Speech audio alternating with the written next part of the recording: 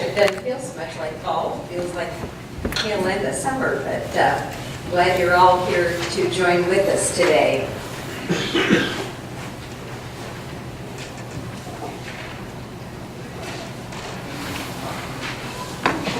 Welcome. I need to go the other way, don't I?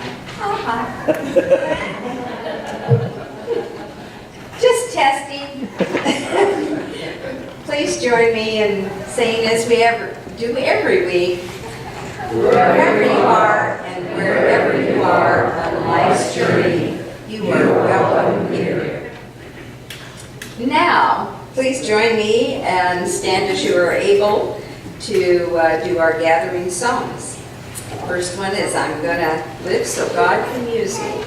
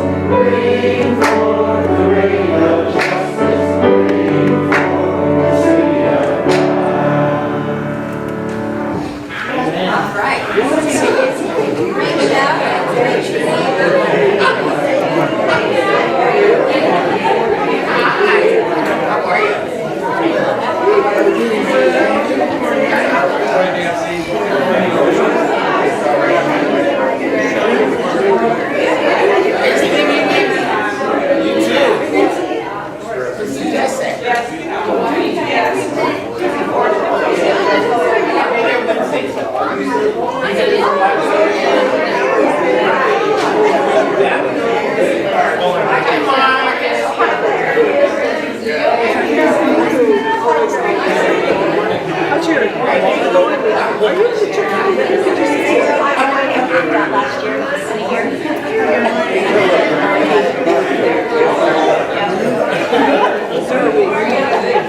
don't you look all pregnant,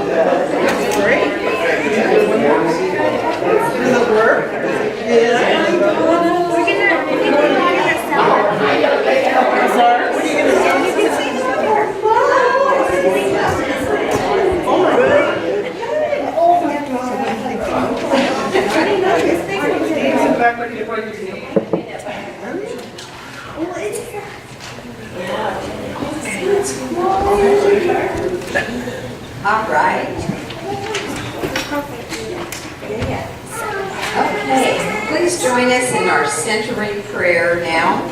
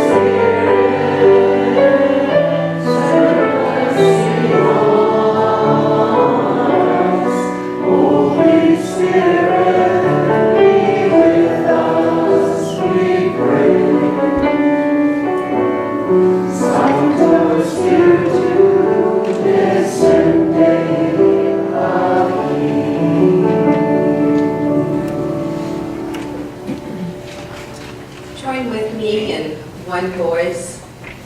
God of the last and the least, the stranger and the outcast, touch us with your fire, so we can live into the light for which you call each of us. We know what is right, and yet it is so difficult to step up and do what we really need to do. The lure of cheap grace is strong. Help us to accept the cost of following Jesus. Give us courage to face the music when we challenge the status quo. And fill us with joy when we have gladly done the things which were hard for us to do. We come into silence, seeking your energizing spirit.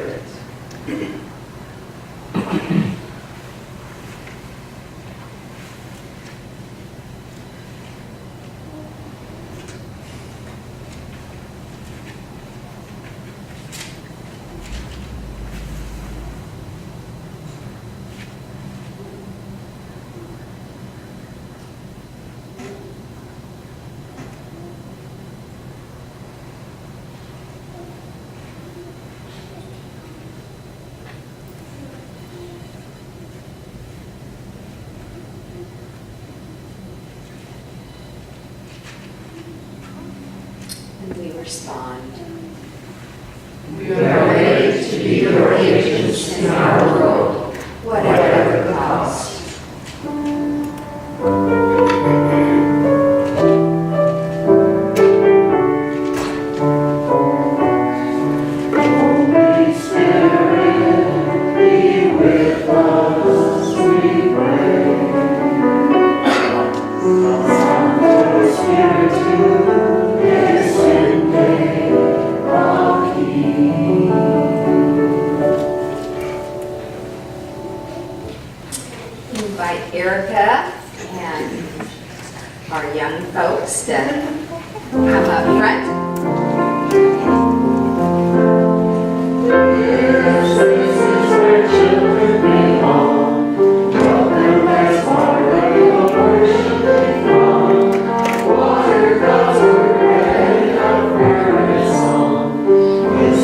Hey,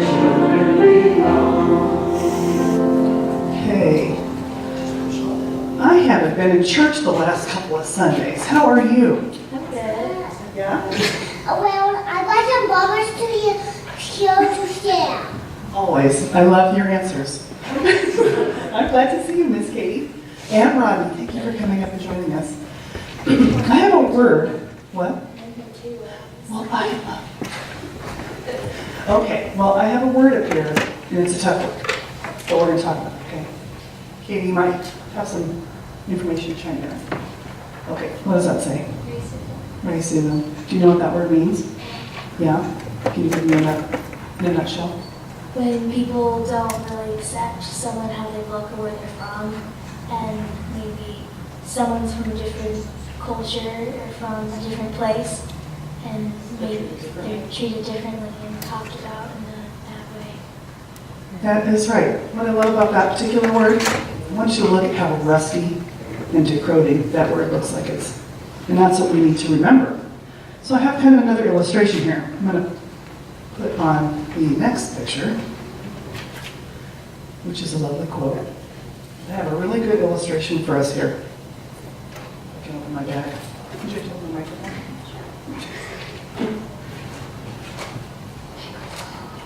I have in here, in my bag, my notes, for one, and also M&M. M&M's, a jar of M&M's. I'm not above bribing you to come up here and sit with me so we can get this. So, how is this jar of M&M's like racism? Maybe because they're all different. Right? What's in the middle of those? Chocolate. I would like to call it goodness. But this is a really good illustration that we come in all different colors. Yeah. There might be little variances of more shell, or your shell's kind of chipped off, or there's more chocolate in one than the other, but we really have the same thing and we have the same needs inside of us. So today the scriptures that you're going to learn about in Sunday school and in here, it's like reminders about how we should live with one another, right? And how we should live with one another is God created our skin, tones with beautiful variety, but all of our souls are the same color. That's like the M&Ms. Amen. Amen. That's right. So a lot of chocolate inside this. A lot of chocolate inside, especially. But one of the things I want to remind you, the Bible also tells us stories, and how we connect to the Bible is like learning about the stories and how we can see God in those stories and how we should listen to those lessons. And so one of the things was, stop doing wrong things, learn to do right things, try to be fair to one another, help those who are sad or who are hurting, help people who don't have anyone to look after them.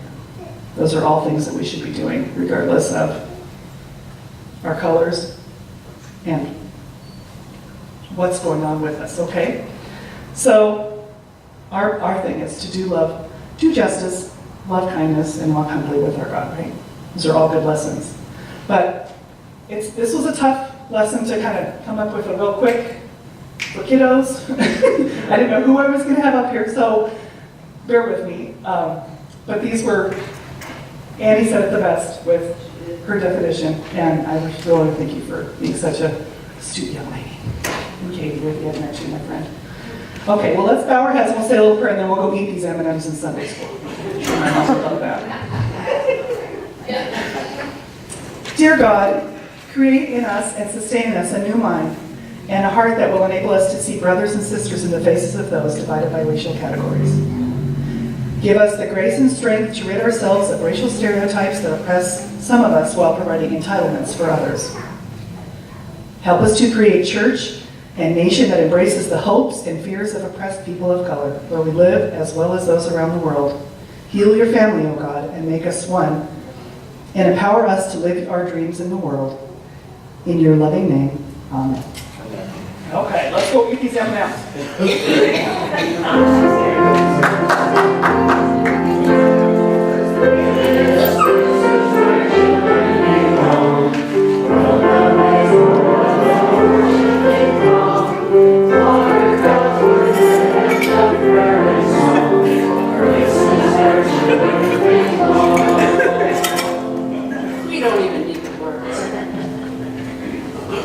Now Testament is a video taken, recorded by The Guardian in England, and it's a lot of good food for thought and consistent with our message this morning.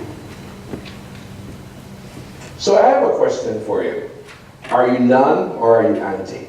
Several months ago, in response to Ferguson, Baltimore, the killings of Freddie Gray and Tamir Rice, my friend Caitlin put up a Facebook post breaking down the difference between non-racism and anti-racism.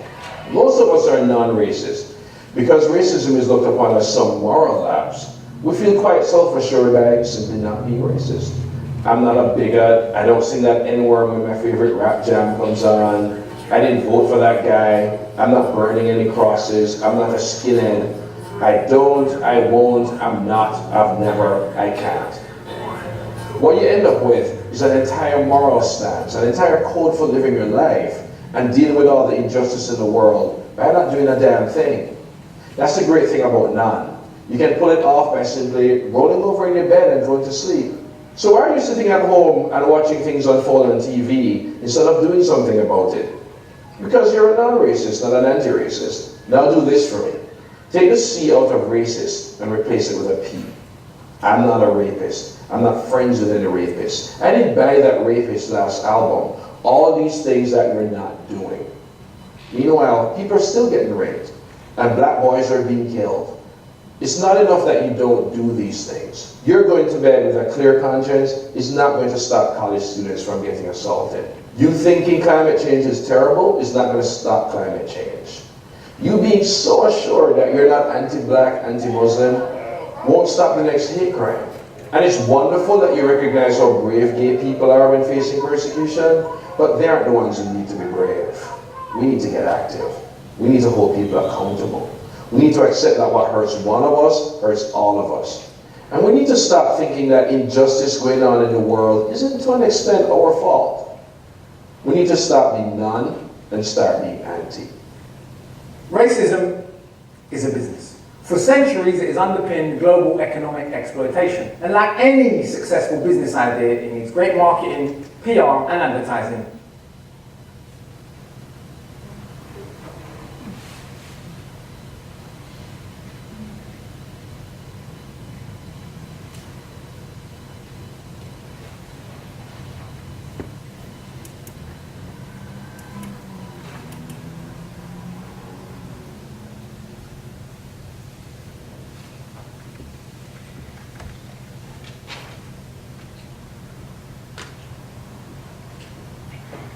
If you would, I'd like you to join us in singing "Won't You Let Me Be Your Servant." You can remain seated.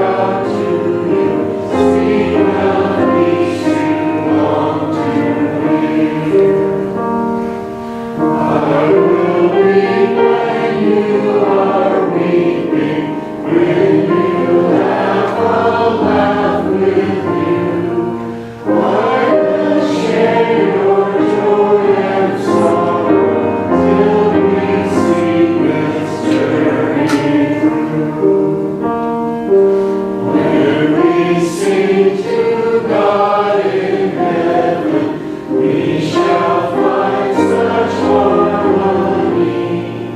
Oh,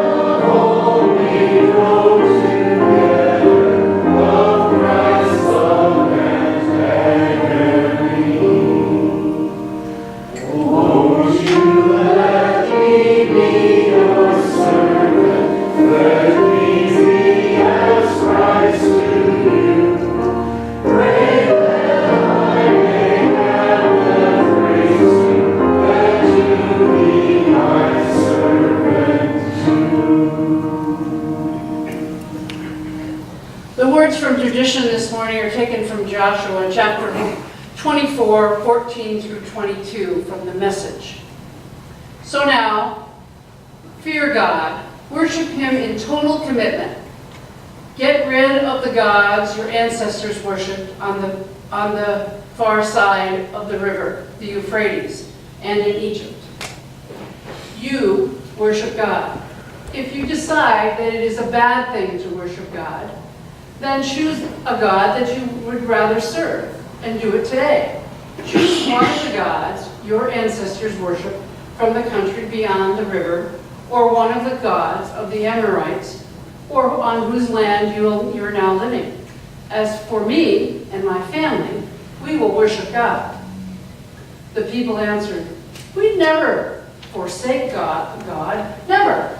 We'd never leave God to worship other gods. God is our God. He brought up our ancestors from Egypt and from slave conditions. He did all these great signs while we watched. He has kept His eye on us all along. The roads we've traveled and among the nations we've passed through, just for us, as He drove out all of the nations, Amorites and all who lived in this land, count us in. We too are going to worship God. He is our God. Amen. Then Joshua told the people, you can't do it. You're not able to worship God. He is a holy God. He is a jealous God. He won't put up with your fooling around and sinning. When you have been God and take up to the worship of foreign gods, He'll turn right around and come down on you hard. He'll put an end to you, and after all the good He's done for you. I'm sorry, I lost my place. Okay. But the people told Joshua, no, we worship God. And so Joshua addressed the people. You are witnesses against yourselves that you have chosen God by yourselves to worship Him. And they said, we are witnesses. Amen. And you're probably asking yourself, what does this have to do with racism? Well, I think of anti-racism as part of our job in serving God. And that's what Joshua was trying to get at. I have been thinking and reading a lot about racism and the daily injustices that so many in our community face. And I've been questioning what I as an individual can do about it. I admit to feeling some despair over the pervasiveness of racism. It is systemic in our culture. And as our sign says, racism is stupid. I attended the lecture last week where Barbara Boxer said this, elaborating that racism robs us of the talent and potential contributions of people of color. It makes no sense. I'm only one person. However, I do have a number of friends for which I'm grateful. I have a family, terrific family, and I have a wonderful church family, and who, for the most part, I would not consider racist.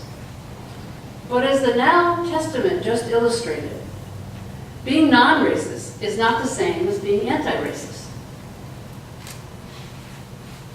Being anti-racist, as he said, implies action, doing something to combat or eliminate racism. Amen. Now, one thing most of us have heard over and over again is don't laugh at racist or other stereotypical jokes or assumptions. By laughing, you're condoning the sentiment in the joke or the assumption. By remaining silent, you imply agreement. It can be as simple as saying, I don't think that's funny, or I don't appreciate that kind of humor. It's a pretty easy thing to do, and may, just may, make a difference in someone's future behavior. It is a part of human nature. This is Malcolm Gladwell talking now. It's a part of human nature to recognize patterns in order to make functioning expedient in future and similar settings and interactions. Think about how children learn. They learn by example. Amen. Malcolm Gladwell describes this in his transformational book, Blink. But the risk of these stereotypes turning into prejudice and discrimination is concerning. Therefore, such rhetoric should constantly be placed in check in our own circles. The bar stops with each individual person becoming intolerant, and even when it's under the guise of humor. Now, another thing we can think about is how many people of color are in our day-to-day life? If there aren't any, maybe it's time to work. There are lots of different cultures within our community and nation. When we try to learn more about the differences, we will find ourselves more understanding and less apt to stereotype. As most of you know, I volunteer at Snowcap on a weekly basis. People in need of food come from many different backgrounds. Taking a page from Saliette's teachings, I've interrupted racist remarks on a fairly regular basis. Remarks about Asians, remarks about Russians, remarks about Mexicans, remarks about Somalis. As volunteers, we do not know the stories of clients needing food. We do know that many come from backgrounds of scarcity, and when there's opportunity, they will want to take as much as they can. It is a natural and not necessarily attributable to a specific race or culture. Another way for us to think about being anti-racist is to think before we speak. Amen. Words are very powerful and can convey an unintended message. When describing a person, is their race important to the story? Do you refer to everyone from South or Central America as Mexican? If you don't know where someone is from, don't assume. Ask. To some, black is not the same as African American. Or Hispanic is not the same as Latino. Again, we need to ask. Each of us can be a role model in our fight against racism. We can express our opposition to discriminatory views, especially with friends and family who respect our views. We can educate others about issues. Recently, I corrected someone who used the term Oriental instead of Asian, noting that, and I said that Asian is the preferred response. He was asking a young Asian girl if she would cook an Oriental dish for us. I did not know this person very well and fear I might have done more harm than good, particularly since when he went on to tell us how many Oriental friends he had. However, with a young Asian girl present, I felt I couldn't let the comment go. We need to carefully examine our assumptions about people who are different from us. Do we assume that all African Americans like rap music? No. Or that Native or that Native Americans are all alcoholics, or that all Asians are good at math? Of course not. When people who are different from us are not a part of our lives, we too easily draw erroneous conclusions. Well, Pastor Don is a white guy. He's also gay.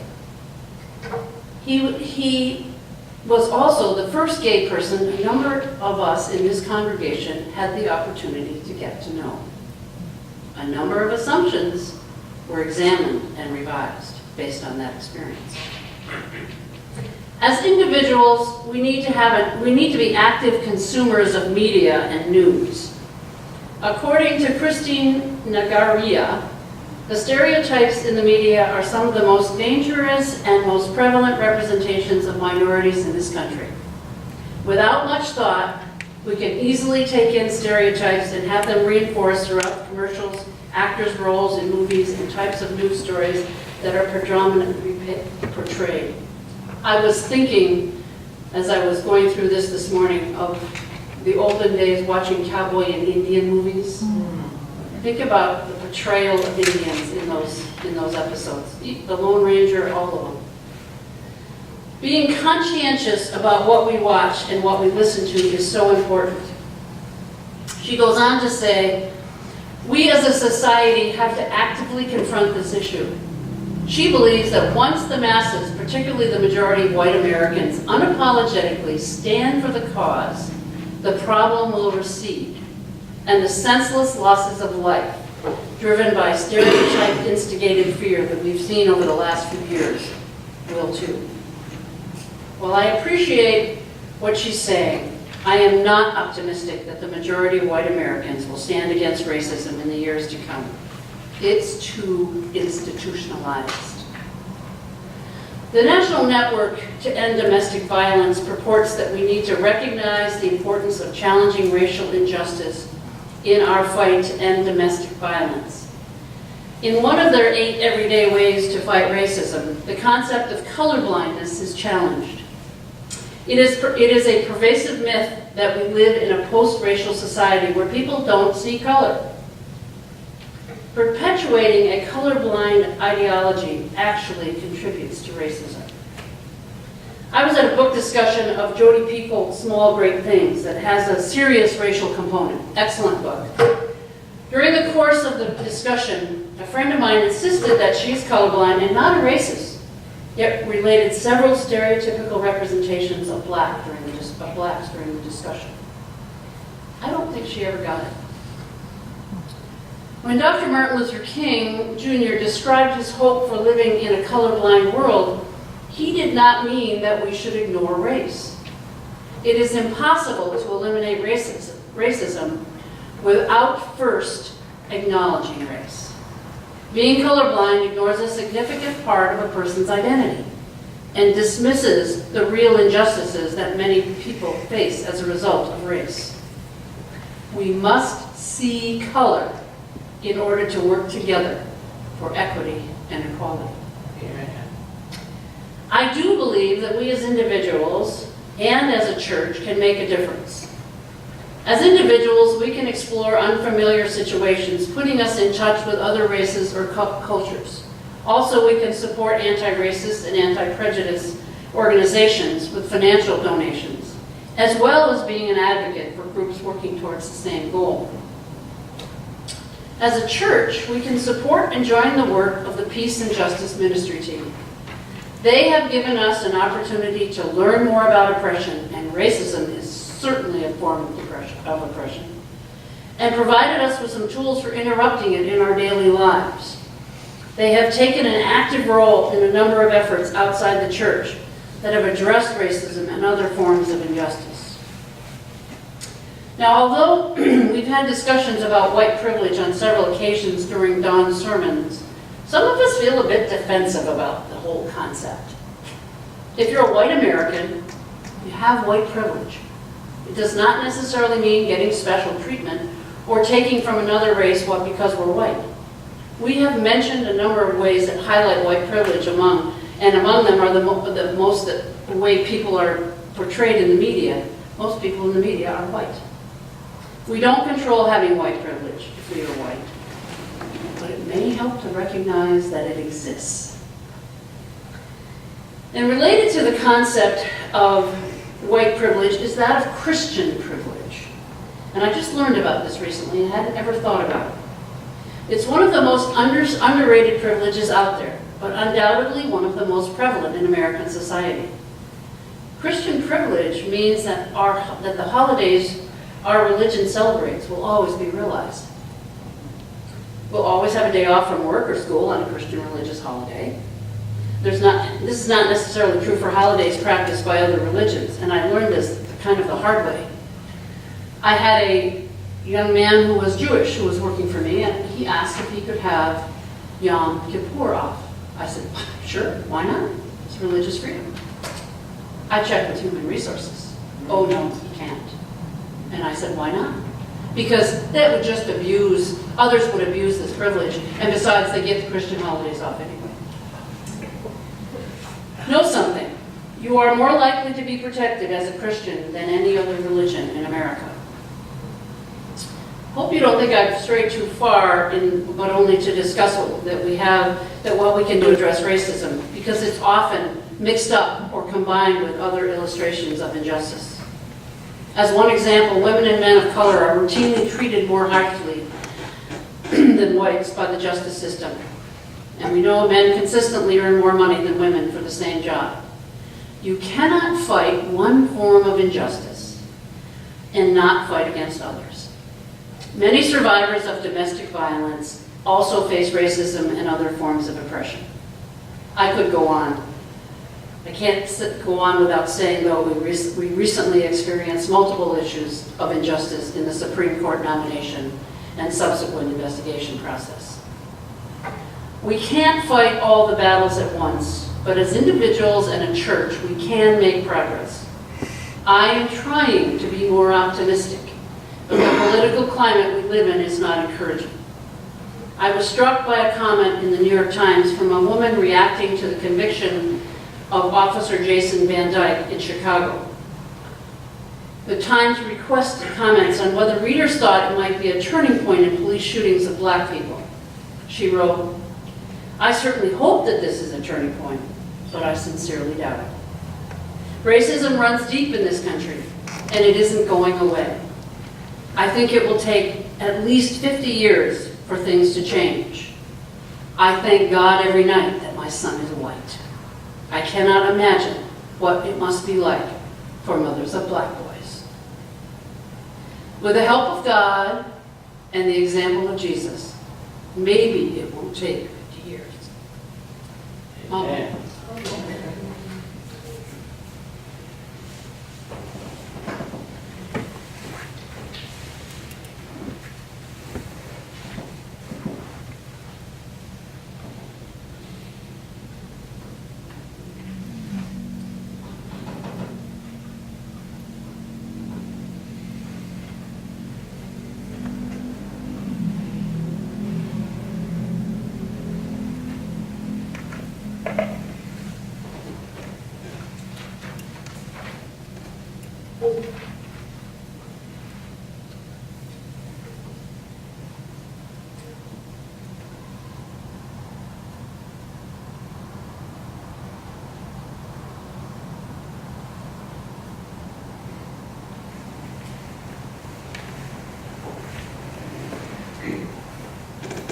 Now, let us all come together, give up our tithes and our offerings this morning.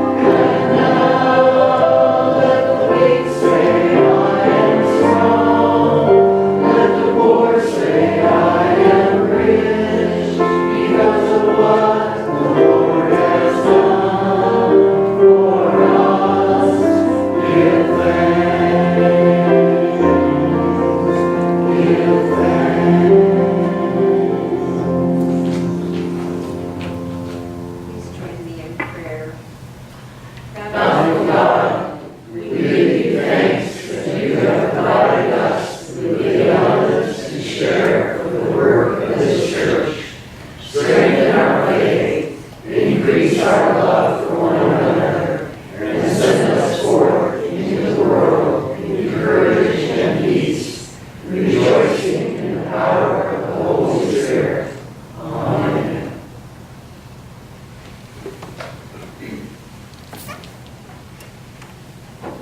May be seated.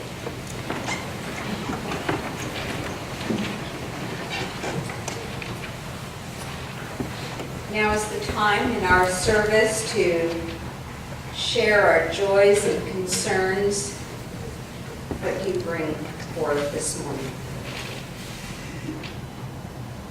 Carrie? Prayers for our family friend Caesar, who is having some medical issues with his heart.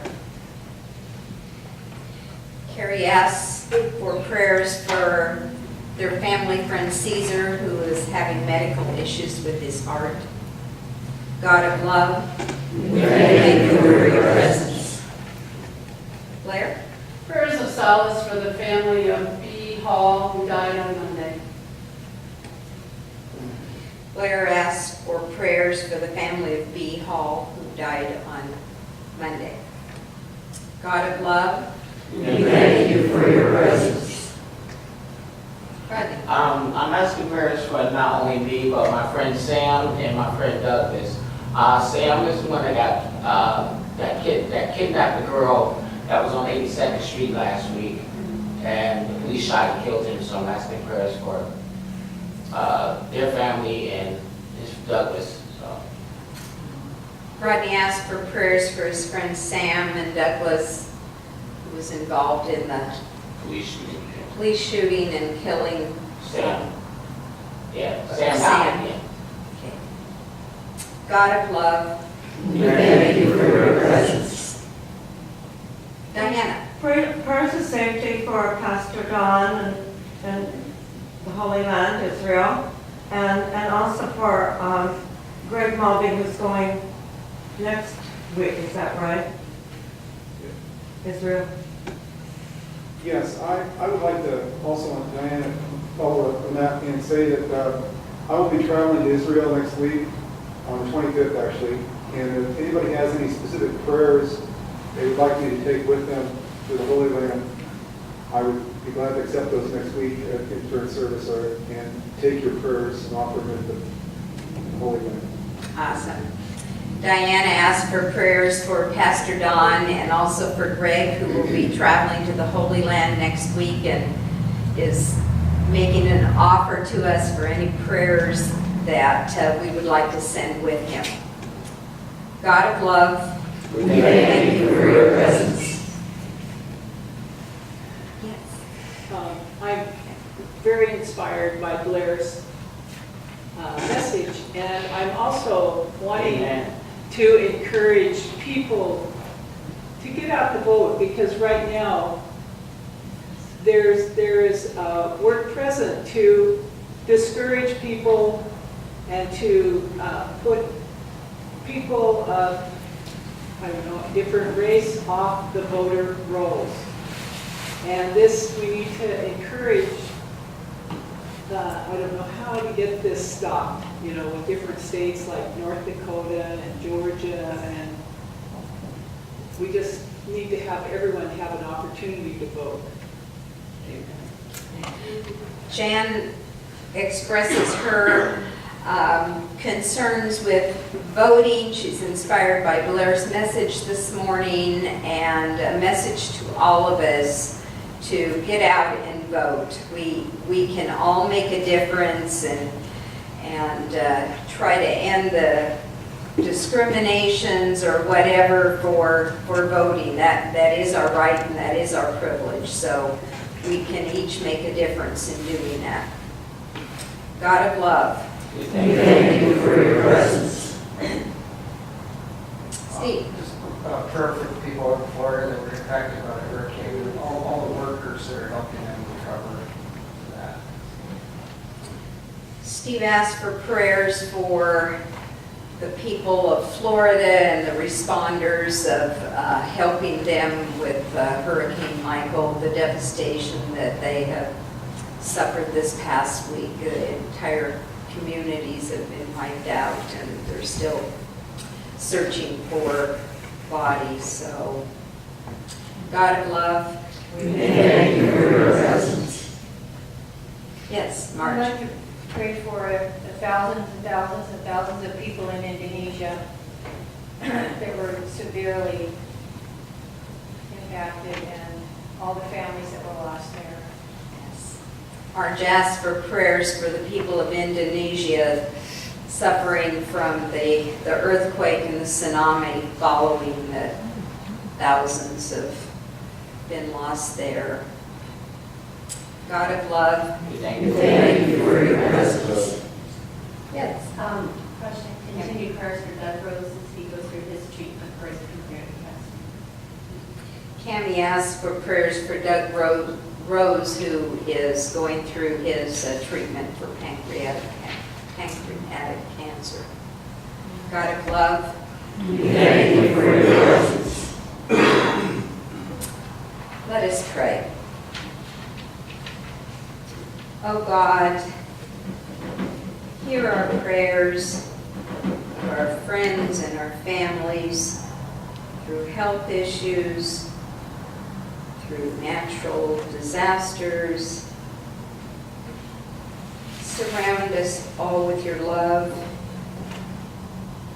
Help us to understand and change our ways as we think about racism and how we can be better people for it. We feel your love, but surround us with your loving arms. And just give the courage to stand up and do what's right and change the things that can be changed. We can do it by voting, we can do it by being activists.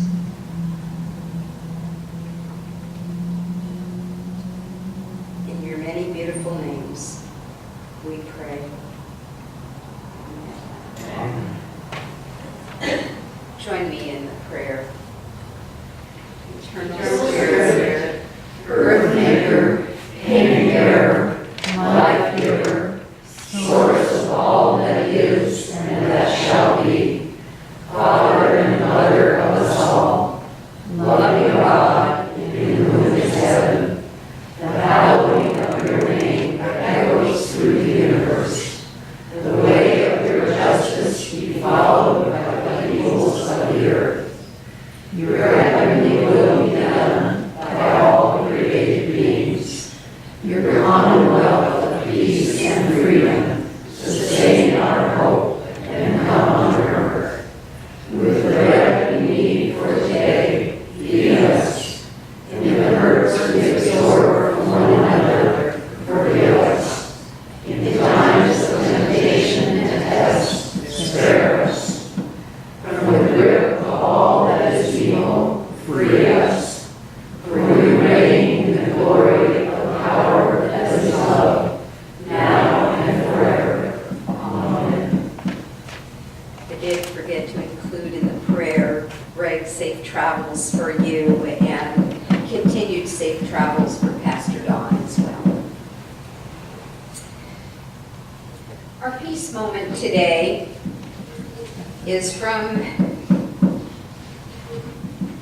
the UCC Daily Devotional, and this is from October 3rd, and it's entitled The Unity of the Spirit in the Bond of Peace. This is written by John Dorhauer, who is the General Minister and President of the United Church of Christ. In a world so prone to disunity, so intent on noticing the differences that appear between one person and another, and exploiting that, you see the beauty in every human being. You delight in the magnificent array of shade and shape, of culture and context, of personality and purpose, and you give God thanks for it. You see the divine intent in endowing creation and wonder and whimsy. I'm I am inspired by your vision and ability to see into the heart and soul of neighbor and fully embrace all that they claim as their own in search of an identity and a pathway. You cry at their suffering. You sing at their accomplishments. You rejoice at their pleasure, and you celebrate their triumph. Your walk through life finds you cultivating deep appreciation for the way we arrange our lives in patterns whose variations mystify and satisfy. No two people alike are alike, you say, and you wouldn't have it any other way. I want to walk this way with you. I choose to be proud of who I am and how God made me, but will not expect anyone else to conform to my choices. I celebrate the unity of human community that such an orientation invites and the possibility for lasting peace it engenders. Holy One, whose breath inhabits every living being and whose hands have fashioned us in your image, may we live more fully and faithfully our call to be agents of peace, builders of unity, and sustainers of a human community bound together in our mutual love and respect for all.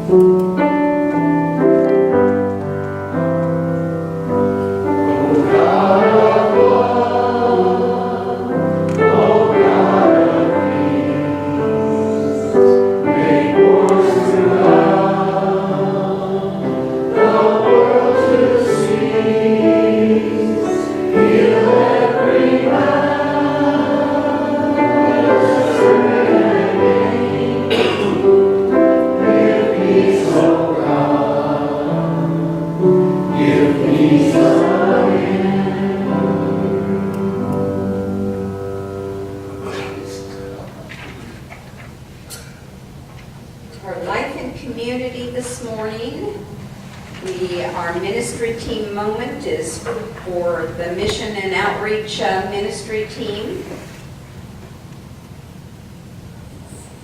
For the Mission and Outreach Ministry team, our church bylaws read that our mission is to be responsible for mission outreach in the local community, the conference, and beyond. We are responsible for promoting community action and awareness in the church, into the community, and the world. We nurture community partnerships with local agencies, and we support the church's participation in conference and national mission campaigns. Our main focus is to address hunger and provide awareness of the need for food and clothing for individuals and families in East County. We partner with Snowcap and support them by donating school supplies in the fall. We have forced opportunities each... Sorry.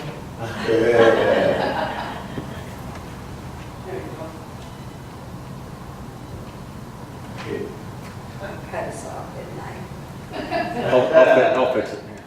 Oh. For the Mission and Outreach Ministry team, our church bylaws read that our mission is to be responsible for mission outreach in the local community, the conference, and beyond. We are responsible for promoting community action and awareness in the church, into the community, and the world. We nurture community partnerships with local agencies, and we support the church's participation in conference and national mission campaigns. Our main focus is to address hunger and provide awareness of the need for food and clothing for individuals and families in East County. We partner with Snowcap and support them by donating school supplies in the fall. We have forced opportunities each year and assemble packets of oatmeal or rice. We participate in Super Bowl Sunday and donate canned food and money. We donate produce from our garden, we donate clothing, and we have a Christmas giving tree where we collect socks and underwear for Snowcap. We also help in supporting a PCUCC table at Snowcap's annual dinner and auction. Last year, we adopted a Snowcap family for Christmas. We were able to give coats, gifts, movie tickets, and a nice donation to Snowcap to be used for the family's utility expenses. We hope to adopt a family this year too. As Earthly Stewards, the Mission and Outreach Team also promotes the efforts to reduce our environmental impact by utilizing better cleaning and recycling practices. If you would like any further information on our team or our activities, please contact any person on our ministry team. Thank you for recovering me back there.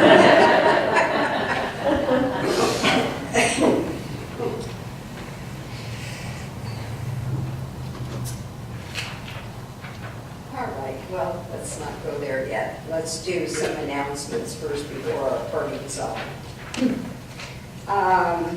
There are announcements on the back of your bulletin. The Peace and Justice Discussion Group next Saturday. And if you're still interested in renting a table for the Holiday Bazaar, contact Erica Martin or the church office before October 26th. Please also join us for coffee hour this morning as we're celebrating the 80th birthdays of Judy Allen and Flo Lurch. So,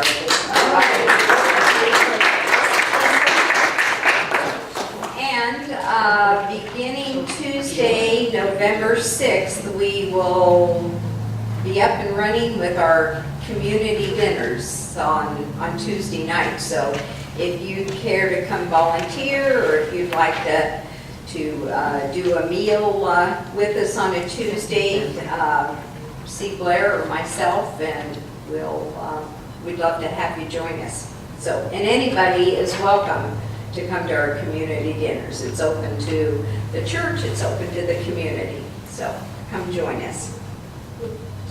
And now let's do our... Oh, any other announcements?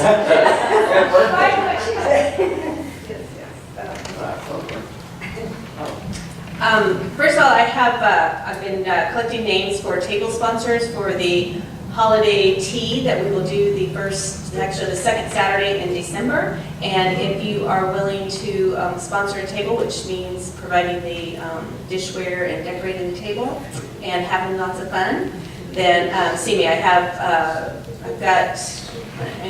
a couple of tables left, so we're still seeking to fill those out before so we can move forward with that planning. So, but last week I talked about the lunch that they were going to host, and then I forgot to do birthdays and anniversaries. So we're going to catch up with October anniversaries and birthdays today, which I thought was kind of fitting since we're doing the lunch here. So, so anyone have October anniversaries? Blair? October 15th, tomorrow. October 15th. Happy anniversary. How many years? 24. 24. Wonderful. Well, ooh, does that mean you're planning something exciting for 25? It does. Awesome. Can't wait to hear. Anyone else? October anniversary? All right. So we know we have two special ladies having birthdays this month, and they're probably busy in the kitchen getting ready, I would imagine. So Judy. Birthdays week. Yeah. Whoa. Judy, Allen, and Flo are going to celebrate their 80th birthdays this month, and they're going to help. We're going to help them celebrate when we have our coffee hour. And I saw a bunch of pies. Ooh. So anyone else? Another October birthday? Did you carry? 11. 11? October 11? My nephew did my great niece. And Matt? Lori's birthday was at 12. Lori's was at 12? My grandson Elliot's birthday will be the 31st. Elliot. Oh, and I think Kirsten just had a birthday. Kirsten She turned like magic 40 or something. I was like, okay, who else does that make feel really old? And Kirsten was in my Sunday school class, so I'm like, oh. Diane? October 3rd. October 3rd. 75. 75! Woo! Everybody younger shouldn't feel really old. City. Mike's birthday is October 8th too, same as Kirsten's. Oh, nice. Barb's grandson Chad is having a birthday. He's 9. 9. What a great age to be. Travis. Russer turned 18 on the 9th. No way. That kind of makes me feel old too. Anyone else? All right. Can we do happy birthday? I know, he's just a baby.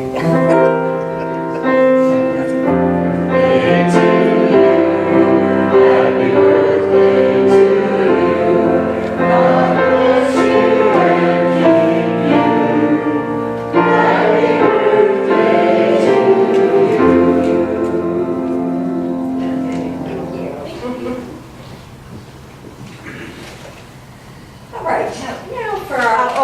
I think One more announcement. Isn't that craft night? Oh, one more Eric and I got 3 boxes of apples, and we brought what we didn't want. So if people want to take some apples and leave a donation for the youth, they're in the coffee hour. Okay, all righty, thank you.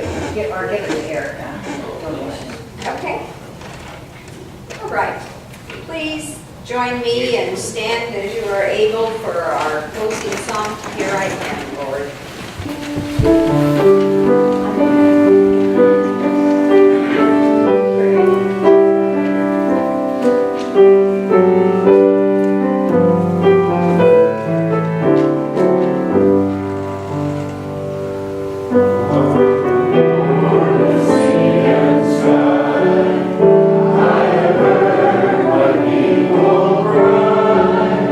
All the clouds and darkness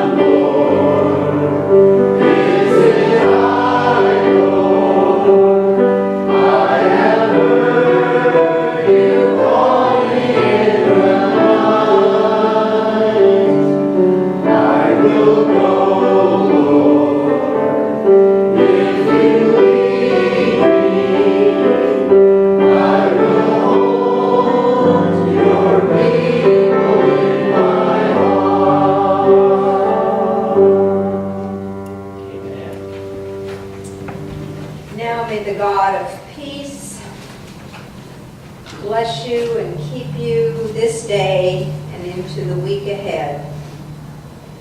Our thanks to Blair for giving us our lessons today, and may we carry those words into the week and live them out. In your many beautiful names.